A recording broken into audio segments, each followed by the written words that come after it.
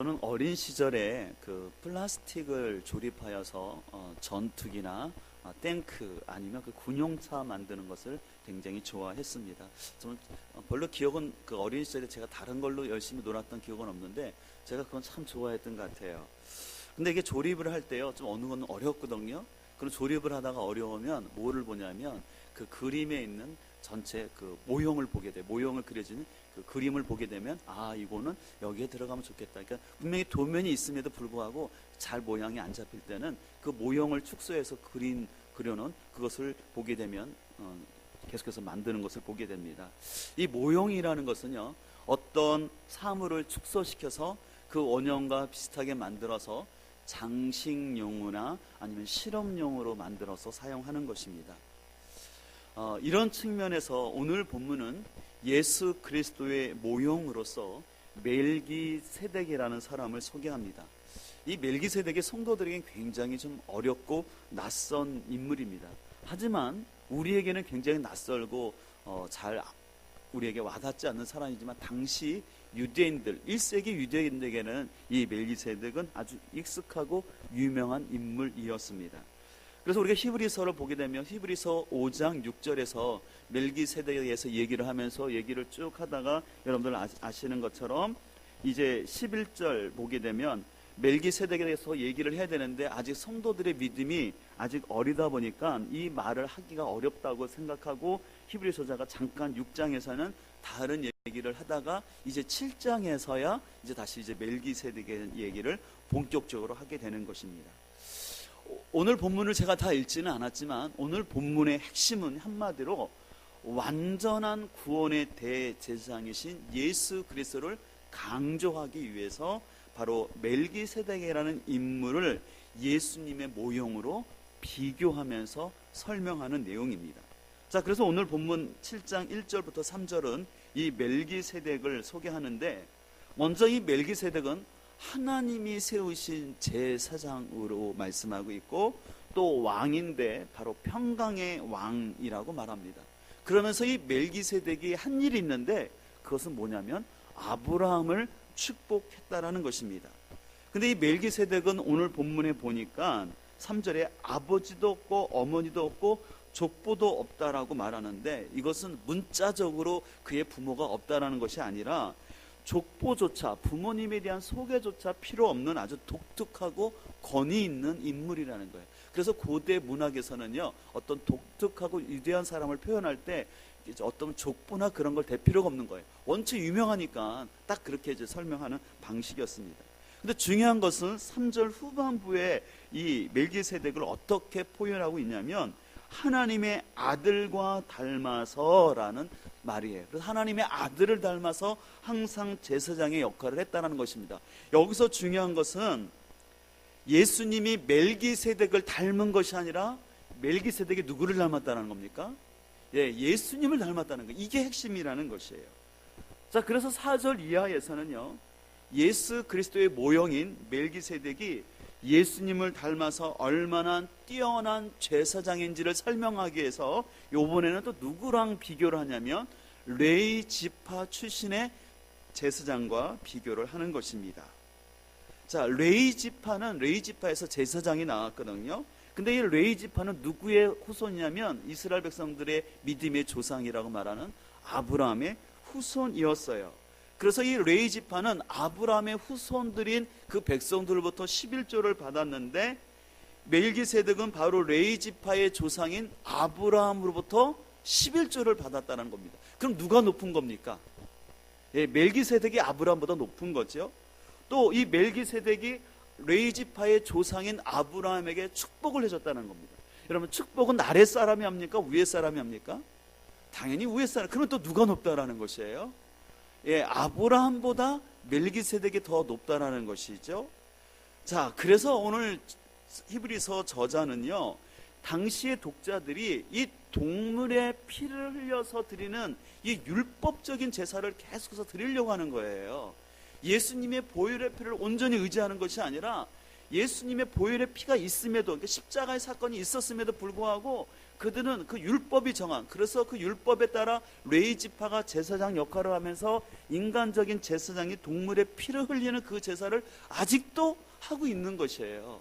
그렇기 때문에 오늘 히브리서 저자는 율법이 정한 제사장보다 더 월등하시고 제사장의 원형이신 그 예수 그리스도가 계시기 때문에 그 예수 그리스도를 믿어야지 그 율법으로 드려지는 그 제사를 더 이상 드릴 필요가 없다라는 것을 강조하기 위함입니다. 이것을 좀 더 여러분들에게 어려운 말이기 때문에 이거 좀 표로 이렇게 설명을 해볼게요. 이 표를 보면 좀 더 이해하기 쉬울 것 같아요. 자, 보냐면 여러분들 레위 제사장은 율법 위에서 제사를 집례하는 사람이잖아요. 그럼 그거보다 누가 높다라는 겁니까? 예, 그게 아브라함의 후상이, 그러니까 믿음의 조상이라는 아브라함은. 근데 저 아브라함은 누구보다 밑에예요? 멜기세덱보다 밑에라는 거예요. 근데 멜기세덱보다 더 위에 계신 분이 누구시라는 거예요?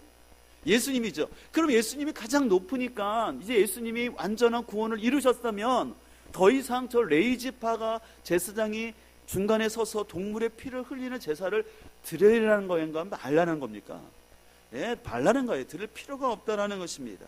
그렇기 때문에 오늘 본문 22절은 새 번역에서 좀 더 이렇게 쉽게 번역하고 있습니다. 여러분 앞에 자막을 보시면요, 이렇게 해서 예수께서는 더 좋은 언약을 보증하시는 분이 되셨습니다.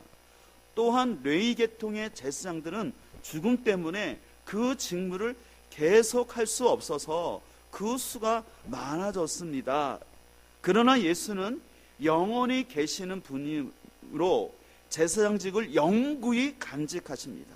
따라서 그는 자기를 통하여 하나님께 나오는 사람들을 어떻게 구원하실 수 있습니까?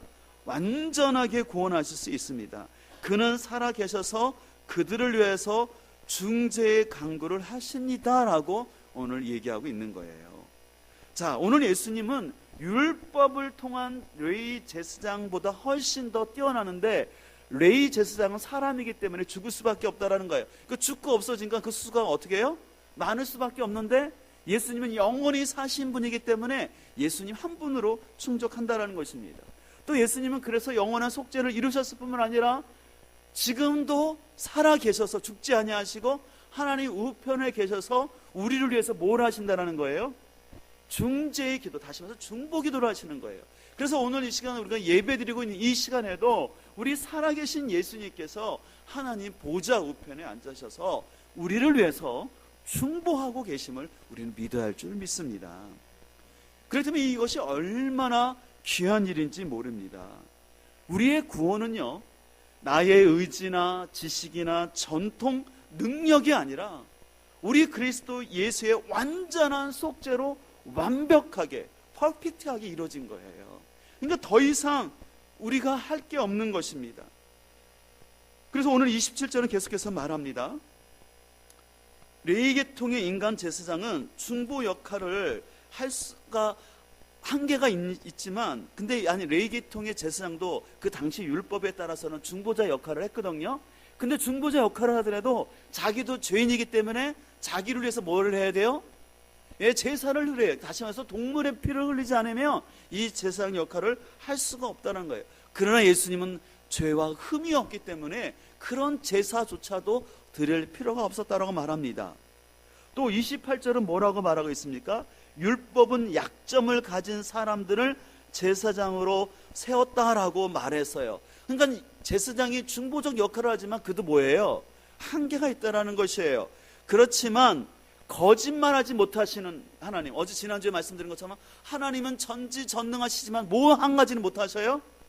거짓말을 하지 못하시는 하나님께서 맹세하여서 하나님의 아들을 영원한 제사장으로 삼으셔서 우리의 구원을 완벽하게 완성하셨다라는 것입니다. 그래서 히브리서에서는 이 온전이라는 말이 굉장히 중요합니다. 그래서 아까 여러분들 보신 것처럼 25절에 이렇게 말씀하고 있어요. 그러므로 자기를 힘입어 하나님께 나가는 자들을 어떻게 구원할 수 있습니까? 온전히 구원하실 수 있다라는 거예요. 온전히. 이 온전이라는 말이 텔레이오스라고 말했는데, 이 텔레이오스라는 것은 완벽하다, 완성하다, 성취하다라는 의미가 있습니다. 오늘 왜 히브리서가 우리에게 낯설게 느껴지는 이 레위 지판이 이 멜기세덱 얘기를 자꾸 합니까?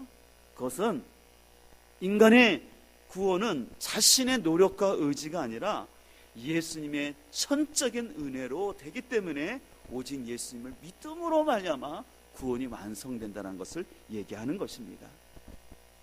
그렇기 때문에 오늘 이 말씀은 얼마나 우리에게 소망이 되는지 모릅니다. 그렇기 때문에 여러분들 때때로 여러분 안에 이 레위 제사장처럼 연약함과 한계가 있고 또 여러분의 가정에 어떤 문제가 있다 할지라도 우리가 포기하지 말아야 합니다. 왜냐하면 우리 주님이 완벽한 구원을 이루셨습니다. 그리고 또 여러분 삶 가운데 해결되지 않는 문제가 지속되는 사람도 느껴질 거예요. 그래서 하나님이 나를 잊으셨나? 왜 나의 가정의 문제는 왜 이렇게 응답하지 않나? 라는 그런 마음이 들 때도 있습니다. 그러나 그럼에도 불구하고 우리 주님은 이 시간도 살아계셔서 여러분 한 영혼 한 영혼이 말씀 가운데 세워지고 그래서 저 주님 앞에 다시 배울 날을 소망하면서 또 우리의 가정에 온전히 구원받기 위해서 하나님 보좌 앞에서 옆에서 기도하고 계신 줄 믿습니다. 이런 의미에서 우리는 예수 그리스도의 복음 하나면 충분합니다.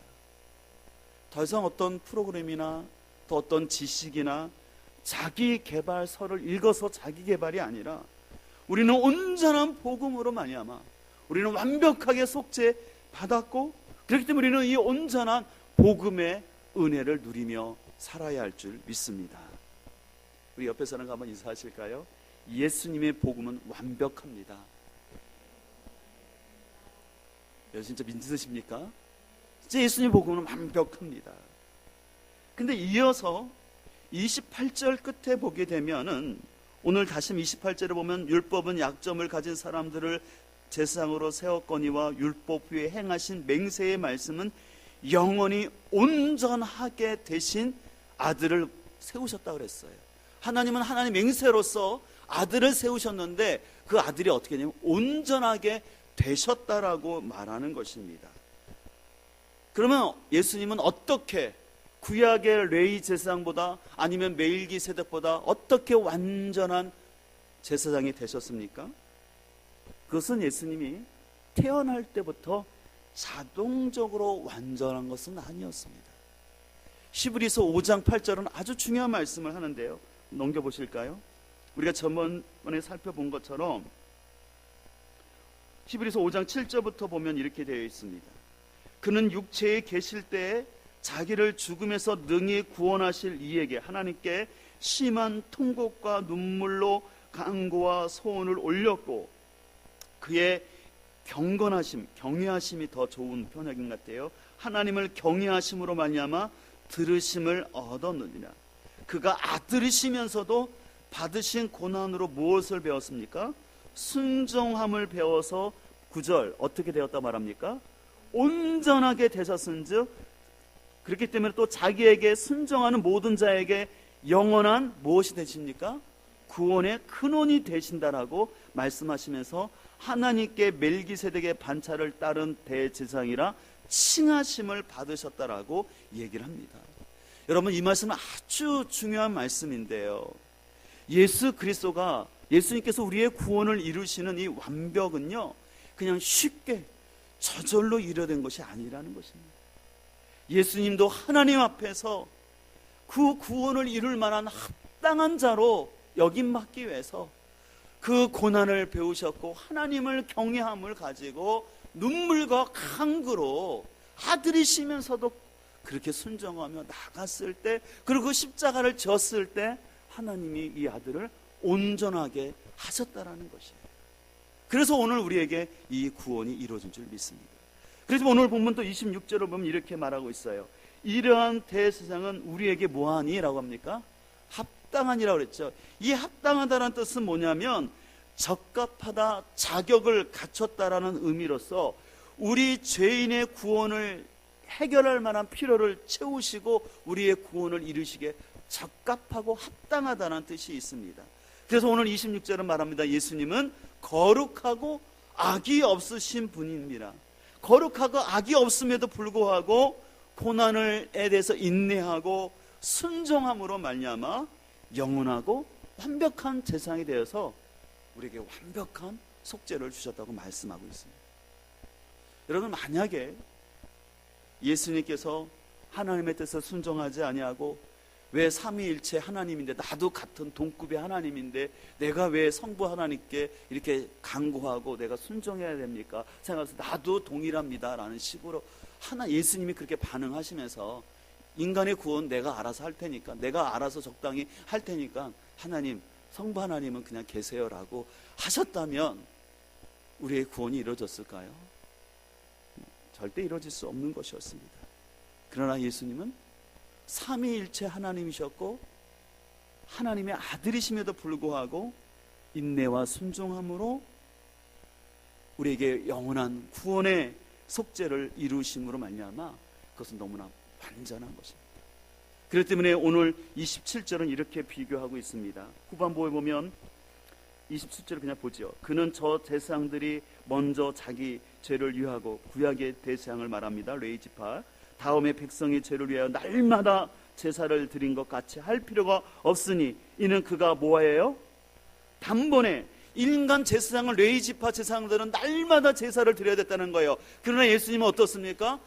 단번에 이 제사를, 속죄의 제사를 완성하셨다는 것입니다. 이런 의미에서 우리 신앙의 온전함도 실은 그냥 우리가 입으로 시인했다고 단순히 마음에 믿었다라고 끝난 것이 아닙니다. 주님이 온전의 본을 보이셨던 것처럼 우리도 계속해서 인내와 순종으로 말씀 앞에 나아갈 때 우리 삶의 이 복음의 깊은 맛을 누리게 되는 줄 믿습니다. 여러분, 역으로 내가 예수님을 믿음에도 불구하고 친정 복음 안에서 자유하지 못하고 여러분들 예수 믿는 그 은혜의 기쁨을 진정으로 누리지 못하고 그래서 세상에 나가서 계속해서 죄 가운데 실패하고 있다면 죄송하지만 아직 그 사람은 이 주님의 온전하신 복음 앞에 나아가지는 못한 거예요. 그냥 머리로만 동의하고 그냥 입술로 예, 예수님 나의 주님입니다 라는 그냥 사형리식의 그 신앙에만 머물러 있기 때문에 그런 현상이 발생하는 것입니다. 여러분, 복음은 쉽고 단순합니다. 제가 사형리를 말했지만 절대 사형리가 나쁜 게 아니에요. 이 사형리는 4가지 원리를 통해서 복음을 아주 단순하게 잘 설명한 거예요. 사형리가 나쁘다는 것이 아닙니다. 그러나 이 복음은 너무나 쉽고 단순하지만 그 온전한 복음의 깊이와 자유함을 누리기 위해서는 우리의 삶 속에서도, 내 삶 속에서도 육신을 쳐서 복종하며 말씀에 순종할 때 이 복음의 능력이 우리에게 나타난다는 사실을 우리는 알아야 합니다. 아까도 말한 것처럼 예수님의 온전하심은요, 저절로 태어나면서 자동적으로 성취하신 게 아니에요. 말씀드린 것처럼 하나님의 아들이시면서도 하나님께 심한 눈물과 간구를 들으셨고 하나님을 경외하는 그 순종함과 경외함이 있기 때문에 온전하게 되셨다라는 것입니다. 수동태였어요. 자신이 최선을 다하였을 때 그렇게 되셨어요. 여러분들, 예수님에게도 갈등과 고민이 없었겠습니까? 있었죠. 예수님도 십자가를 지시는 게 너무나 힘든 일이었고 갈등이었기 때문에 겟세마네 동산에서 예수님이 기도하셨던 것을 알 수가 있어요. 예수님이 뭐라고 기도했습니까? 아버지여, 할 수만 있다면 이 잔을 내게서 옮겨 주옵소서. 이 십자가의 길을 가는 것, 하나님과 내가 단절되는 것 너무나 고통스럽기 때문에 할 수만 있다면 이 잔을 피하게 달라고 땀이 핏방울처럼 보일 정도로 그렇게 심각한 스트레스 속에서 기도했던 것을 알 수가 있어요. 그러나 주님은 기도 끝에 나의 원대로 마옵시고 아버지의 원대로 되옵소서라고 기도하고 십자가의 길을 순종하며 갔던 것을 알 수가 있습니다. 우리의 신앙도 결코 저절로 쉽게 온전해지지는 않습니다. 여러 통계를 봐서도 알 수 있는데요. 여러분들, 신앙을 가진 크리스찬과 신앙을 갖지 않고 있는 일반인 사이에 누가 더 성숙한 줄 아십니까?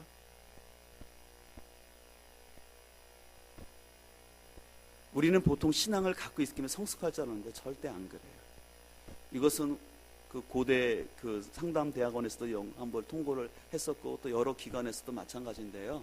죄송한 표현이지만 여러분들에게 좀 절망적인 얘기를 해서 죄송하지만 신앙을 갖고 있으나 안 갖고 있으나 성숙하면 똑같다고 하더라고요. 근데 이런 통계를 떠나서 우리가 잘 알지 않습니까? 내가 교회를 다닌 연수만큼 여러분들이 신앙이 그냥 성숙하던가요? 또 죄송하지만 교회에서 장로님이라고 직분님이라고 또 아니면 권사님이라고 목사님이라고 그냥 성숙하던가요? 그건 아닌 것 같아요. 그렇죠? 좀 슬픈 얘기지만 현실이에요. 그래서 어느 때 내가 좀 민망할 때가 있잖아요. 아, 교회는 꽤 다닌 것 같은데 막 권사님 부르고 막 장로님 부르는데 성적 놀랄 때가 있잖아요. 이게 우리 현실인 것을 우리가 너무나 잘 알 수가 있어요. 그래서 우리가 왜 이런 일이 발생하냐? 왜 온전한 복음을 믿는 우리들이 왜 믿지 않는 사람, 신앙을 갖지 않는 사람과 똑같은 성숙도 아니면 더 기대치가 있기 때문에 더 많은 욕을 듣고 있는가? 그것은 뭐냐면 자꾸 사람들이 신앙생활을 외적인 종교적 행위에 만족하고 내적인 성숙과 성찰을 하지 않으려고 하는 거예요. 그냥 내가 하나님께 나와서 예배를 드리고 아니면 내가 일정한 헌금을 드리는 것으로 인해서 나는 신앙생활을 다 한다고 거기에 만족하면서 자신을 깊이 성찰하는 그것들을 하지 않기 때문에 계속해서 세상의 가치관이 충돌할 때 거기에 대해서 별로 고민하지 않고 다 그렇게 사는 거야 라고 생각하면서 세상의 논리와 방식대로 살아가면서 그냥 주일에 한 번 나와서 예배 드리는 것으로 나는 크리스찬이라고 생각하다 보니까 점점 그렇게 살아갈수록 사람은 어떻게 보면 이중적인 모습이 될 수가 있는 거예요. 그러니까 하나님을 경외함을 가지고 내 가치관이 충돌할 때 내가 하나님의 뜻을 따를 건가 내 인간의 생각을 따를 건가 고민하면서 예수님처럼 자기를 부인하고 하나님을 경외하고자 하는 이 몸부림이 있을 때 그 사람 가운데 이 온전한 복음의 능력이 나타난다는 것입니다. 근데 그러지 아니하고 그냥 세상은 다 세상의 논리를 사는 거고 또 믿음은 그냥 또 교회에서 이렇게 하는 거야 라는 식으로 하면 진짜 우리가 듣기 싫은 소리지만 믿는 사람이 가식적이고 이중적이라는 그 따가운 불편한 진실을 우리가 들어야만 한다는 것입니다. 지난주 매일 성경을 잘 큐티하신 분들은 우리 금요일과 토요일에 어떤 내용을 큐티하셨냐면 나시린법에 대한 것을 큐티를 했어요. 여러분 아시는 것처럼 나시린은 이스라엘 평민 중에서 어떻게 보면 그 당시 제사장과 같은 급으로 더 구별된 삶을 살고자 한시적으로 헌신했던 사람들이었습니다. 그래서 그들은 하나님 앞에 성결함, 그 나츠르라고 하는데 그 나츠르의 뜻이 뭐냐면 그 습관적인 본성을 억누르다는 뜻이 있어요. 우리 사람이 습관적으로 행동하는 거 있지 않습니까? 본성이 있지 않습니까? 그런데 그것을 억누르면서 거룩한 삶을 사는 게 나시린인데 그들은 세 가지를 하지 않았죠. 뭐였습니까? 이럴 때 막 크게 대답을 하셔야 되는데 그들이 하신 절대 포도주뿐만 아니라 포도나무에서 난 씨와 껍질도 아예 먹지 않았어요. 두 번째 뭐 하면 안 됐습니까? 머리에 삭도를, 머리를 자르면 안 됐어요. 또 마지막 뭐를 하지 않아야 됐어요? 시체를 만지지 말아야 됐어요. 그래서 심지어는 이 시체를 만지지 않기 위해서 부모와 형제가 죽더라도 어떻게 해요? 만지면 안 됐어요. 우리가 볼 때 이건 말도 안 돼요. 세상에 이러한 불효한 사람이 어디 있습니까? 아니 부모와 형제가 죽었는데 내 거룩함을 지키기 위했다고 그 시체를 안 만져요?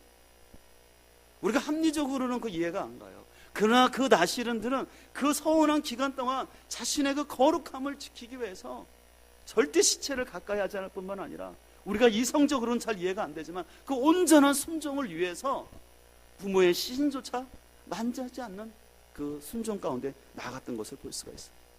그래서 실은 나시린의 삶은 쉽지가 않았어요. 그래서 혹 부지 중에 다른 사람이 갑자기 쓰러져서 죽었을 때 그거 내 몸에 닿거나 그게 전개 부정행했다면 그것을 씻을 수 있는 다시 정결하게 하는 수 있는 방법을 하나님께서 허락해 주신 것을 볼 수가 있습니다. 실은 여러분들이 지금 세상에서 아까 말한 것처럼 나시린은 평신도 중에서 거룩한 삶을 사는 것인데요. 저는 오히려 목회자로서 이 세상에 살면서요 제가 거룩하게 살기가 여러분보다 훨씬 쉽습니다. 왜냐하면 여러분들이 어떻게 볼지 모르지만 밖에 나가면 많은 사람들이 저를 목사님으로 봐줘요. 참 감사한 것은 분명히 저를 모르는데도 이렇게 마트에 가면 혹시 목사님 아니세요? 그래서 제가 참 조심스럽습니다. 어쨌든 이렇게 목사님으로 봐줘요. 그래도 성도들이요, 그러니까 저를 보면 조심을 해요. 그래서 제가 아직도 기억나는 분이 있는데 저를 이렇게 만났어요. 근데 그분이 오시다가 담배를 피우고 오시다가 저를 만나가지고 깜짝 놀라가지고 손을 뒤면서까지 그냥 담배를 끄시더라고요. 그러니까 제가 오니까 그래도 목사님 앞에 담배를 끌려고 그래요. 예를 들어서 우리가 공사하고 오는 분들이 계시는데 그분들도요, 혹시 저를 이렇게 하다가도 저가 있으면 담배를 빨리 끄고 합니다. 그리고 하다못해 저한테 술 한잔 사달라고 말하는 사람이 없어요. 왜? 제가 목사니까 아니까. 근데 여러분들은 어떻습니까? 너무 어려워요, 실은. 특별히 학교 초가 되지 않았습니까? 그럼 새 학기가 되고 학교에 들어가고 또 새로운 직장 들어가면 당연히 신입생 환영회가 있고 또 환영회가 있지 않습니까? 또 단합대회 하지 않습니까? 그러면 사회생활에 그 문화가 있잖아요. 사회생활에 관례가 있지 않습니까? 그럼 내가 한 잔 받았으면 어떻게 해야 돼요? 따라줘야 되잖아. 그게 다 문화인 거거든요. 근데 그런 가운데서 여러분들이 거룩함을 지키는 건 참 어렵습니다. 그러나 어렵지만 그래도 그 가운데 자신의 그 복음 앞에서 온전함을 지키고자 이 세상의 가치관과 충돌하고 때로는 나에게 경제적으로 또 승진에 손해가 되는 그런 갈등이 있을지라도 온전한 복음을 아는 사람은 이 복음 앞에서 반응하며 나아가게 될 줄 믿습니다. 그리고 아까 말씀드린 것처럼 나스린들이 자신들의 거룩을 잃었을 때 다시 회복할 수 있는 길을 우리 주님이 허락하신 것처럼 여러분들이 거룩한 삶을 살려고 믿음대로 살려도 가다가 실패하고 넘어졌을지라도 결코 포기하지 마시고 다시 일어서서 주님 앞에 나아갈 수 있기를 간절히 소망합니다. 오늘이 히브리서 14번째 강의 시간인데 여러분들 우리 교회 입구에 보면 이 히브리서를 시작하면서 제가 그렇게 써놨어요. 신앙은 완벽함이 아니라 온전함입니다라고 써놨어요. 우리의 구원은 완벽합니다. 예수님은 완벽하십니다. 그래서 우리 예수님은 완벽한 구원을 이루셨어요. 그러나 우리는 예수님처럼 퍼펙트한 삶을 살 수는 없어요. 그러나 우리는 머튜얼리티라고 하는 성숙한 삶을 살아야 되는 거예요. 미성숙 상태에서 계속 머물러 있는 것이 아니라 그 완벽한 구원을 이루신 그 주님의 은혜에 힘입어서 부족하지만 갈등도 있지만 넘어짐도 있지만 우리는 계속해서 성숙함으로 온전함으로 나가야 할 줄 믿습니다. 제가 설교를 시작하면서 모형 장난감 얘기를 했는데요. 제가 좋아했던 모형 장난감은 탱크였어요. 그래서 용돈만 모았다면 동대문구 창신동이라고 있는데 거기가 문구점 파는 데거든요. 서울 사신 분들은 좀 아세요. 거기 가서 이따만한 그 탱크 사오면 와 진짜 기분이 너무 좋아요. 친구들 자랑하고 싶어요. 근데 그거보다 더 자랑하고 짱인 게 있어요. 어떤 탱크인지 아십니까? 모터로 움직이는 거, 조정하는 거예요. 움직이면 진짜 짱이었습니다. 좀 표현이 그렇지만 저는 그걸 잠깐 생각하면서 우리의 신앙이 그냥 모형으로만 자꾸 있어지면 박제 같은 신앙이 되는 거예요. 우리는 예수님의 모습을 닮아가는데 그것이 그 안에 생명이 없으면 겉만 예수님 닮은 교회 다니는 사람처럼 모형인 것 같은데 생명이 없어서 박제가 되는 거예요. 우리의 신앙은 죽어있는 박제가 아니라 살아서 움직이는 신앙이 되어야 할 줄 믿습니다.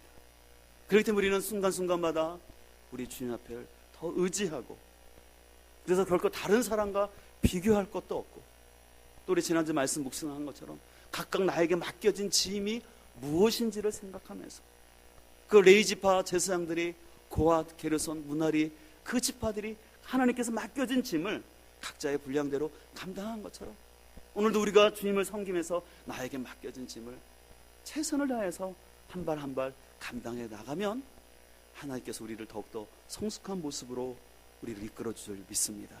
우리가 그런 삶이 우리 가운데 이루어지길 간절히 소망합니다.